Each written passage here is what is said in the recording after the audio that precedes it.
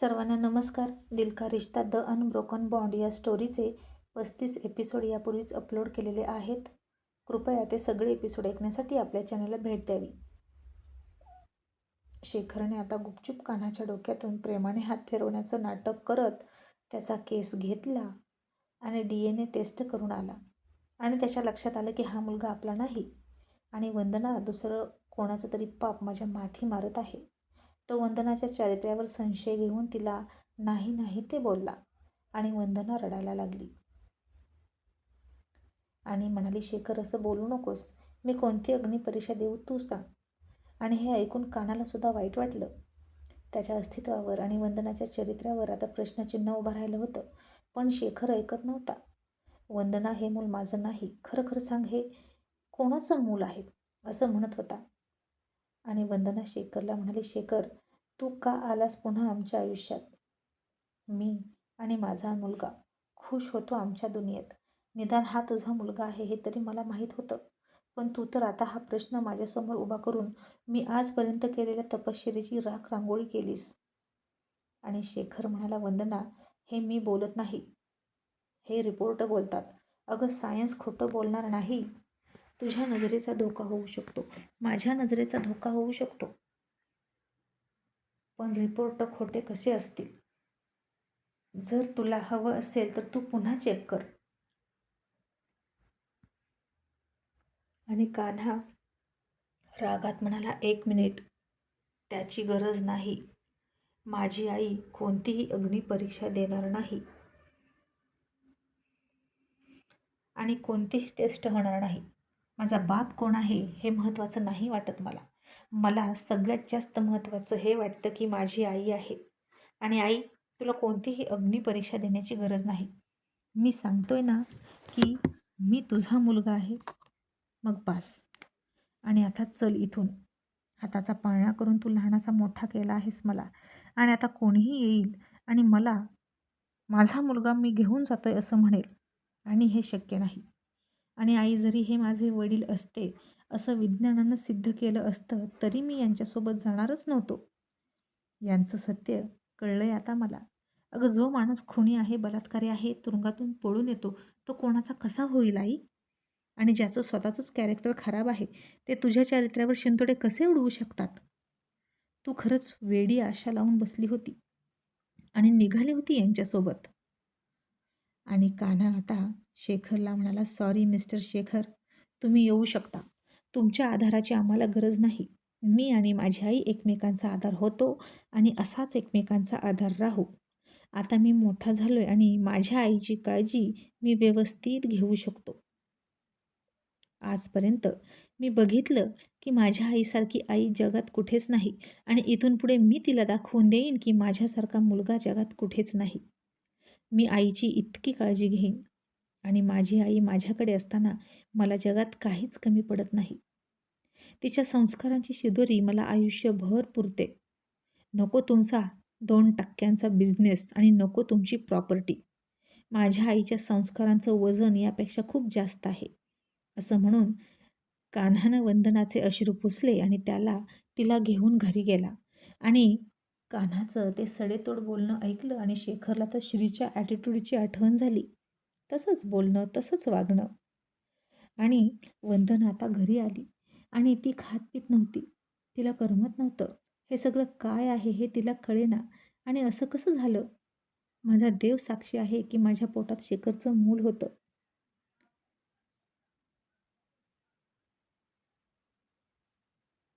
आणि त्याला जन्माला घालून त्यालाच मी लहानाचा मोठा केला आहे.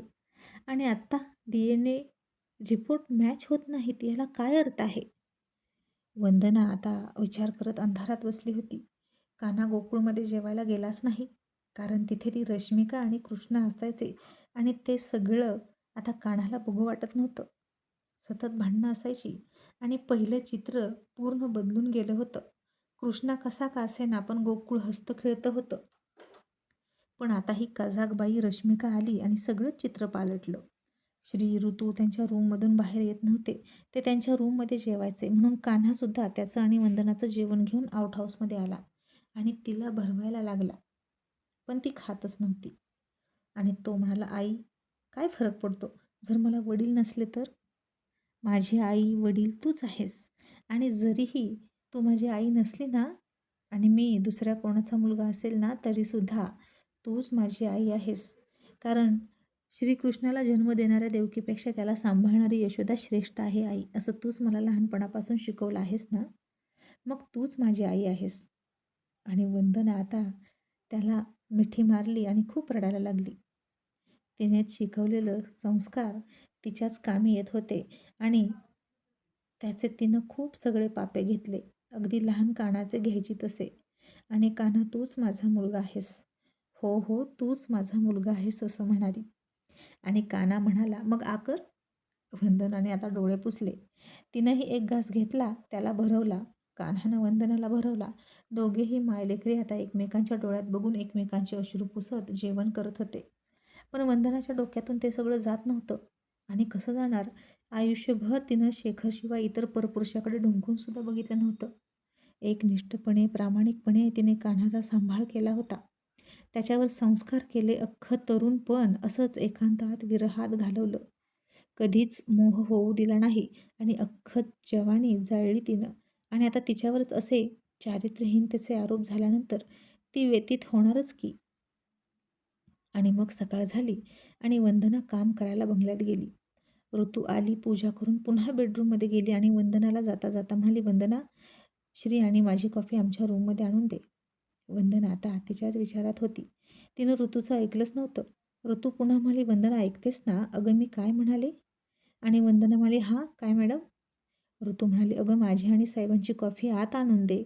आणि वंदना म्हणाली, हो मॅडम. इतक्यात रश्मिका बाहेर उठून आली आणि वंदनाला ऑर्डर टाकत म्हणाली, माझी कॉफीसुद्धा सगळ्यात आधी बनव आणि माझ्या बेडरूममध्ये आणून दे. आता वंदनाने तिचा अवतार बघितला. नवी नवरी होती ती आणि शर्ट घालून बाहेर आली होती. आणि वंदना तिला वडिलकीच्या नात्यानं समजावत म्हणाली, रश्मिका, अगं सून आहेस तू या घरची आणि इथे नोकर चाकर आहेत, तुझे सासरे आहेत आणि निदान कपडे तरी नीट घाल.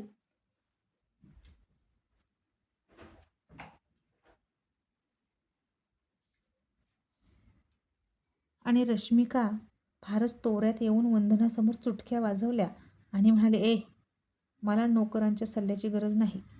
तू तुझं काम कर, मला हवं तसं मी राहणार. आणि आणखीन एक महत्त्वाची गोष्ट म्हणजे जर ते मला सून मानत नाहीत तर मी तरी त्यांना सासू सासरे का म्हणायचं? मला कुणाची गरज नाही. आता तुझं भाषण झाडणं बंद कर. माझं नाव घेऊ नकोस, मला मॅडम म्हण. आणि पुन्हा मी तुला हे सांगणार नाही, लक्षात ठेव.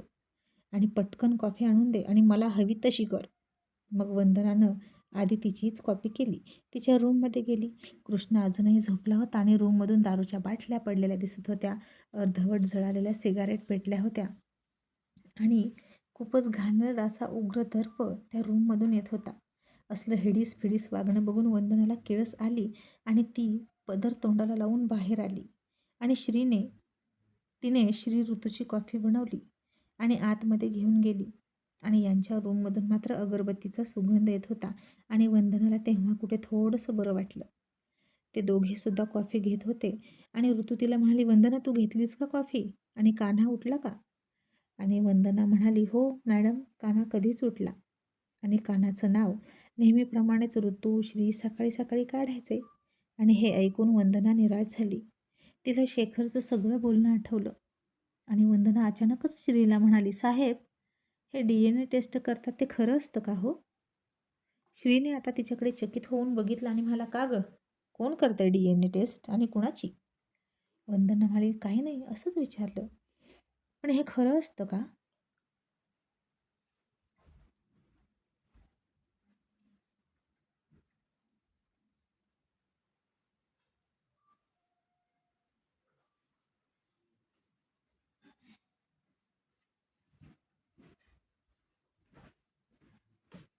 श्री म्हणाला, हो मग. अगं सायन्स खूप पुढं गेलं आहे आणि अनेक गोष्टी क्लिअर करण्यासाठी हे DNA टेस्ट करतात. वडिलांचं DNA मुलामध्ये उतरत असतात आणि त्यावरून हे आपलंच मूल आहे का हे स्पष्ट कळतं. आणि त्यामुळेच वंदना, एखादी व्यक्ती बेवारस मृत्युमुखी पडली असेल ना तरीसुद्धा समजतं की हे कोणत्या घरातले आहे. आणि वंदना आता आणखीनच नाराज झाली. आणि ऋतू म्हणाली, का गं, तू का नाराज झाली? वंदना म्हणाली, काही नाही, आणि रिकामे कप घेऊन निघाली. इतक्यात ऋतू म्हणाली, श्री, या रश्मीचं काय करायचं हो? कान्हाला तिच्या कचाट्यातून कसा सोडवायचा?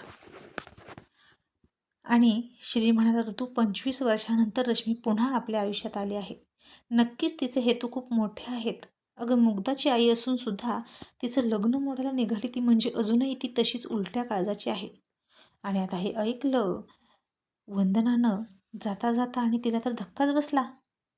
मुग्धाची आई रश्मी, म्हणजेच श्रीसाहेबांची पहिली बायको रश्मी आहे. अरे बापरे, खूपच मोठा इतिहास दिसतो या रश्मीचा. म्हणजे शेखर रश्मीचा भाऊ, श्रीसाहेबांचा मेहुणा. वंदनाला आता पाठीमागे फिरून विचारावंसं वाटत होतं रश्मीबद्दल आणखीन बरंच काही. पण आता मी शेखरला ओळखते, रश्मीला ओळखते असं तिनं दाखवलं नाही, कारण ते दोघेही आता किती नालायक आहेत हे तिला कळत होतं. आणि कान्हा शेखरचा मुलगा आहे. श्री साहेबांनी चक्क शेखरच्या मुलावर किती प्रेम केलं हे त्यांना कळलं तर माझ्याबद्दल सुद्धा गैरसमज करून घेतील आणि कान्हाचा रागराग करतील, म्हणून वंदना गप्प बसली आणि बाहेर आली. तशी तिच्यासमोर रश्मिकानं कॉफीचा कप आपटला आणि ओरडून म्हणाली, हे काय आहे? तुला काम जमत नसते तर इथून चालती हो. एक कॉफी तुला बनवता येत नाही? आणि आवाज ऐकून ऋतुश्री बाहेर आले. श्रीची गाडी धुवत असलेला कान्हा सुद्धा बाहेरून आता आला. वंदनाने आता डोळ्याला पदर लावला होता आणि ती रडत होती. रश्मिका तिला ओरडत होती आणि तिचे ते कपडे बघून श्रीनं तोंडच फिरवलं. कान्हानं सुद्धा तिच्याकडे न बघताच म्हणाला, आई काय झालं? वंदना म्हणाली, काही नाही रे, कॉफी चुकली माझ्याकडून करताना. आणि ऋतू म्हणाली, वंदना, तू तिला कॉफी का दिलीस? तिचं काम करण्याची काहीच गरज नाही. ती मुलगी या घराची कोणीही लागत नाही.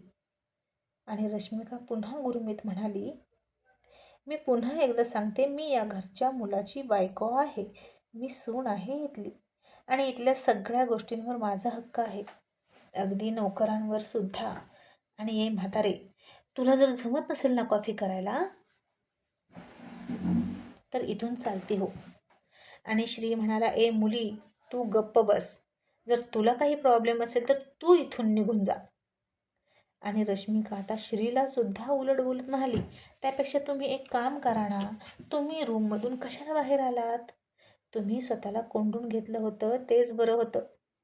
मला सुद्धा तुमच्यासारखे ओल्ड चेहरे बघण्यात काहीच इंटरेस्ट नाही.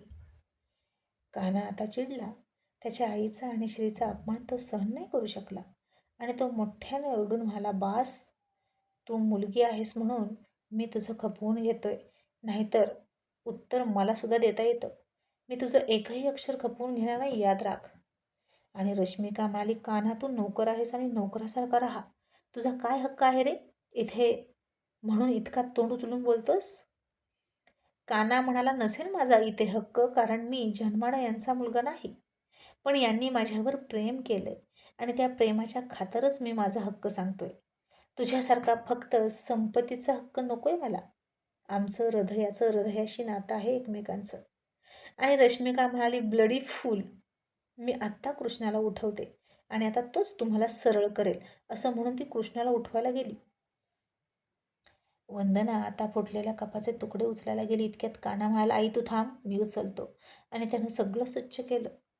ऋतू, श्री आता हतबल झाल्यासारखे गप्प बसले. आणि कशासाठी कृष्णानं रश्मिकासोबत लग्न केलं, पुन्हा रश्मीची झेरॉक्स कॉपी इथे आणली हे त्यांना कळेना. आता आयुष्यभर या मुलीचं असं बोलणं ऐकायचं का? आपण आपल्या मुलाला गमावूनच बसलोय असंच त्यांना वाटलं. आता रश्मिका कृष्णाला म्हणाली, क्रिश उठ आणि त्या कान्हालाच चांगला धडा शिकव, तो मला बोलला. आणि कृष्णा म्हणाला, रश्मिका, तू कशाला त्यांची नादी लागतेस ग? तू शांत राहा. आधीच तुला इथं कुणी पसंत करत नाही. आपल्याला इथं राहू दिले ना तेच खूप आहे. रश्मिका म्हणाली, पण क्रिश, आपल्या नावावर काहीच प्रॉपर्टी नाही. काहीतरी हवं की नाही? तू असं झोपू नकोस बरं. मॉम सांगते तसं काहीतरी कर. तिचा फोन आला होता आणि ती म्हणत होती की तुझ्या जीवाची धमकी दे आणि प्रॉपर्टी नावावर करून घे. आतापर्यंत त्यांनी तर तुझ्या नावावर काहीच केलं नाही. आणि कृष्णा म्हणाला, आता बहुतेक तसंच करावं लागेल. मग रश्मिका बाहेर गेली होती रश्मीकडे. कृष्णा आणि दोघे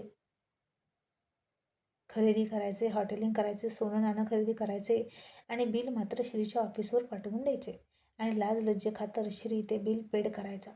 मग आता रश्मिका नव्हती, वंदना किचनमध्ये होती आणि ऋतूनं कृष्णाला थांबवलं आणि त्याला समजावत म्हणाली, कृष्णा, अरे काय झालंय तुला बाळा? ती रश्मी चांगली बाई नाही. तुला तिचा पूर्ण इतिहास माहीत नाही कृष्णा, म्हणून तू तिचं ऐकतोस.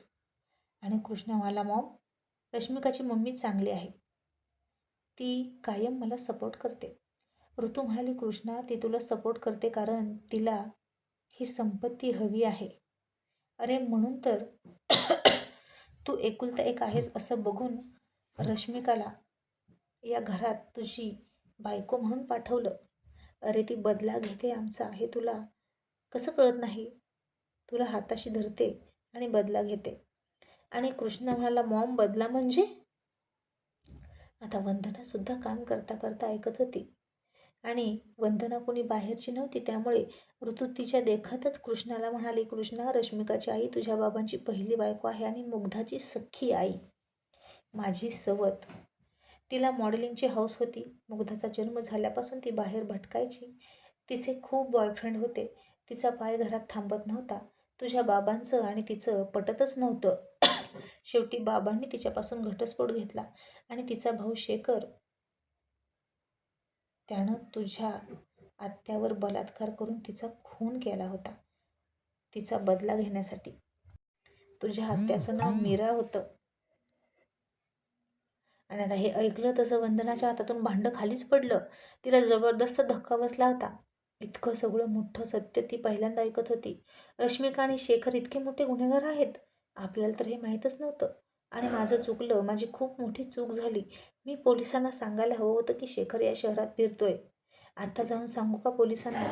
शेखर बाहेर राहणं खरंच खूपच घातक आहे. तो खुनी आहे. पण तो आत्तापर्यंत इथे असेल की निघून गेला असेल. पण काय करू? तो माझ्या मुलाचा वडीलसुद्धा आहे. त्यानं कानाला नाकारलं असलं तरी सत्य काय आहे मला माहीत आहे ना. आणि वंदना आता तर जास्तच घाबरून राहिली.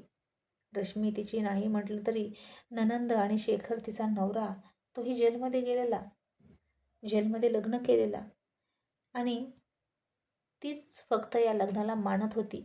त्याच्याकडून तर काही किंमतच नव्हती. पण तरीसुद्धा शेखरने इतकं मोठं कांड करूनसुद्धा श्री ऋतूनं कानाला किती जीव लावला.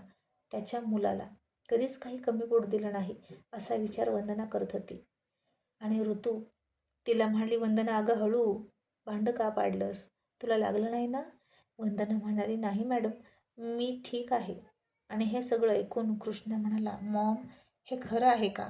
खरंच रश्मिकाची मम्मी माझी सावत्र आई आहे? ऋतू म्हणाली, हो बाळा.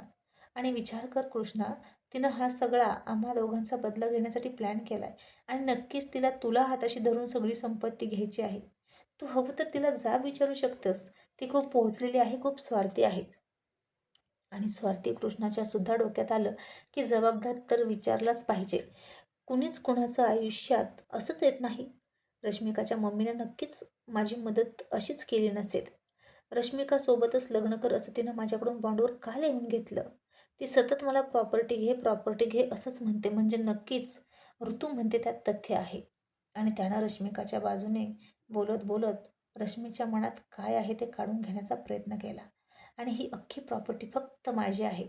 रश्मीला तर मी यातला ₹1 मिळू देणार नाही, असं कृष्णासुद्धा म्हणाला.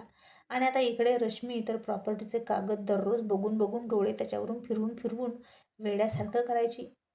आणि आणि कधी ही सगळी प्रॉपर्टी माझ्या नावे होणार असा विचार करत होती. तिला तर रात्रंदिवस संपत्तीचं वेडच लागलं होतं. आणि आता इकडे निरंजन त्याच्या 3 महिन्याच्या छोट्या मुलीचा फोटो बघून म्हणाला, सीमा, आपली जानू असेल का गं? देवाला माझी दया का येत नसेल की मीच पुण्य करायला कमी पडतोय? माझी राजकुमारी कुठे असेल सीमा? सीमानं त्याचा हात हातात घेतला आणि म्हणाले, निरंजन, मी तुला कसं यातून बाहेर काढू मलाच कळत नाही. निरंजन, आपल्याला दुसरं मूल आहे. निरंजन म्हणाला, असू दे ना, ते पण माझंच आहे. पण माझी जानू माझ्यासाठी फार लकी होती. आणि तिच्या पायावरचा तो काळा डाग बघ ना, या फोटोतला, तिची जन्मखून. तुझी आई म्हणाली मुलगी अपशकुनी आहे, तिच्या पायावर काळा डाग आहे. मला किती राग आला होता तुझ्या आईचा. त्यांची हिंमत कशी झाली माझ्या जानूविषयी असं बोलायची? ते किती शुभ आहे माहीत आहे का? निरंजन असाच बडबडत होता आणि सीमाला तर त्याला कसं समजवावं तेच कळत नव्हतं. मग आता इकडे गोकुळमध्ये वंदना तिच्या तिच्या तंद्रीतच किचनमध्ये होती. तिचा हात गॅसजवळच होता आणि तिनं दूध उकळायला ठेवलं होतं. आणि दूध उकळी येऊन तिच्या हातावर कधी आलं तेही तिला कळलं नाही. तिचा हात खूप भाजला. वंदना खूप ओरडायला लागली आणि आता काहीही काम जमत नव्हतं तिला. नेमका रविवार होता. कानासुद्धा घरीच होता आणि त्यानं वंदनाला तिथेच बसवलं. तिच्या हाताला मलम लावलं. ऋतुश्री बाहेर गेले होते इतक्यात तिथं सईसुद्धा आली आणि वंदनाला भाजलेलं बघून तिनं चौकशी केली.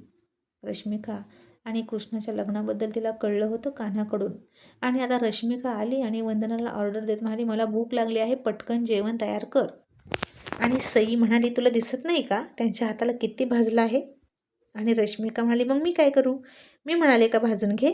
ते काही नाही, मला पुढच्या अर्ध्या तासात जेवण हवं म्हणजे हवं. वंदना आता उठली आणि सई म्हणाली, काकू तुम्ही राहू द्या, मी करते जेवण.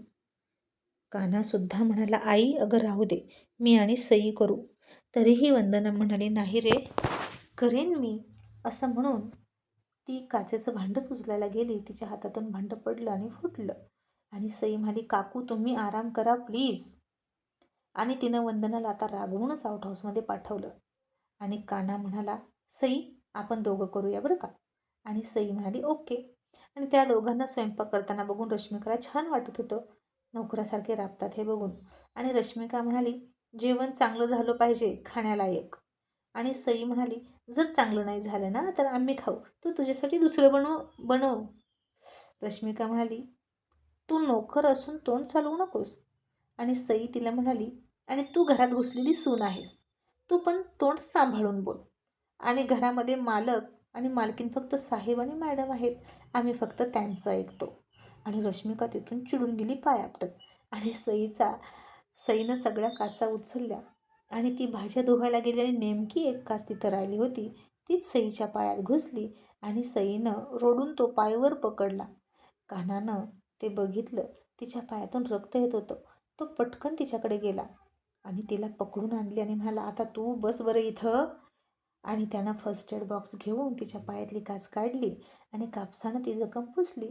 आणि जसं तिच्या पायाचं सगळं रक्त पुसलं आणि तिच्या पायावरची ती काळी जन्मखून त्याला दिसली. आणि तो म्हणाला, ए आगाऊ, अगं हा काळा डाग कसला? आणि सई हसून म्हणाली, अरे ती ना माझी जन्मखून आहे.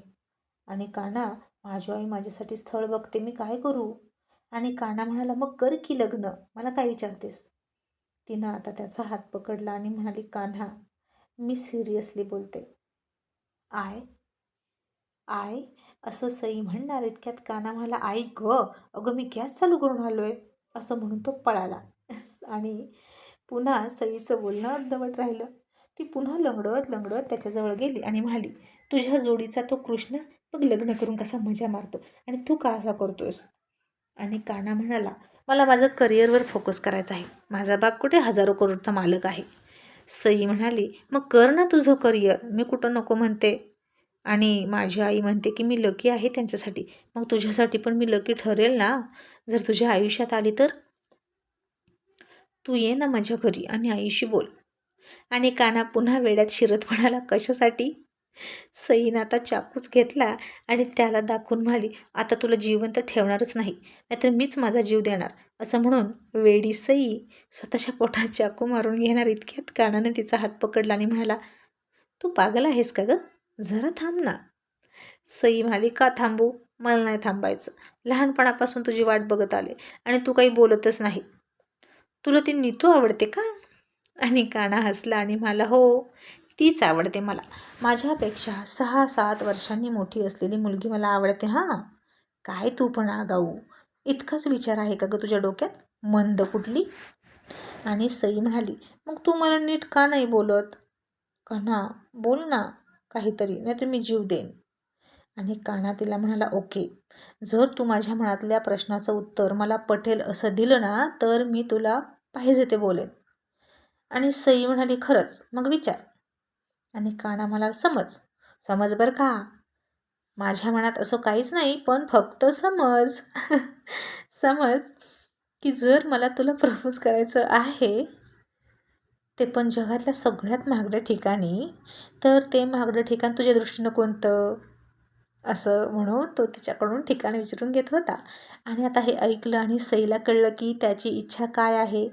आणि त्याच्या मनात असं आहे की तिला जगातल्या सगळ्यात महागड्या ठिकाणी प्रपोज करायचं आहे. आणि ती थोडी लाजून हसली. तिनं थोडा विचार केला आणि त्याला म्हणाली, इकडे ये. तो म्हणाला, कुठे? ती म्हणाली, चल ना, तुझ्या प्रश्नाचं उत्तर देते. आणि कान्हानं गोकुळ बंगल्याच्या भोवती लहानपणापासून प्रत्येक बर्थडेला एक झाड लावून जी काही छान सुंदर बाग तयार केली होती, ती हिरवीगार बाग, त्या बागेत ती त्याला घेऊन गेली. तिथली फुलं, ते हिरवीगार झाडं खूप सुंदर दिसत होती. आणि तिथं गेलं की खूप वेगळा आणि अनमोल असा आनंद मिळायचा. आणि ती म्हणाली, कान्हा, हे बघ, हे सगळ्यात महागडं ठिकाण आहे. कारण हे तू तुझ्या आठवणी जपण्यासाठी केलं आहे. आणि प्रत्येक व्यक्तीच्या भूतकाळातली आठवण सगळ्यात महागडी असते. त्या पुन्हा तयार करता येत नाहीत ना, विकतही घेता येत नाहीत. आणि तू तुझा घाम गाळून तुझ्या कष्टाने ही बाग फुलवलीस. आणि तो घाम खूप अनमोल आहे. ही फुलं यांना बघून मिळणारा आनंद खूप महागडा आहे कान्हा, जो लंडनच्या ब्रिजवर जाऊन सुद्धा मिळणार नाही. आणि हे झाड आणि या झाडातून मिळणारा ऑक्सिजन, गारवा, पाणी, कान्हा, अख्खं ऋतुचक्र या झाडांवर अवलंबून असतं. आणि लाख मोलाचा ऑक्सिजन आणि पाणीही झाडच आपल्याला देतात. जगामध्ये यांच्यासारखं सुंदर आणि महागडं ठिकाण कोणतंच नाही कान्हा, असं मला वाटतं. आणि तिचं ते उत्तर ऐकलं आणि तो थक्क झाला. त्यानंही विचार केला नव्हता की सई असं बोलेल. तिचे विचार आणि तिचं मन अगदी त्याच्यासारखंच होतं. म्हणून तर दोघे लहानपणापासूनचे मित्र होते आणि मनापासून एकमेकांना पसंत करत होते. त्याची तर खरंच इच्छा होती की तिला एखाद्या महागड्या ठिकाणी प्रपोज करायचं. पण आता त्यानं तो विचार सोडूनच दिला. आणि कल करे सो आज कर, आज करे सो अब, असं त्याला वाटलं. आणि सई म्हणाली, कान्हा, सांग ना, मी पास झाले ना तुझ्या परीक्षेत? मी बरोबर उत्तर दिलं का? तुला पटेल असं? आणि कान्हानं आता पहिल्यांदाच कुणाचीही पर्वा न करता तिला घट्ट मिठी मारली.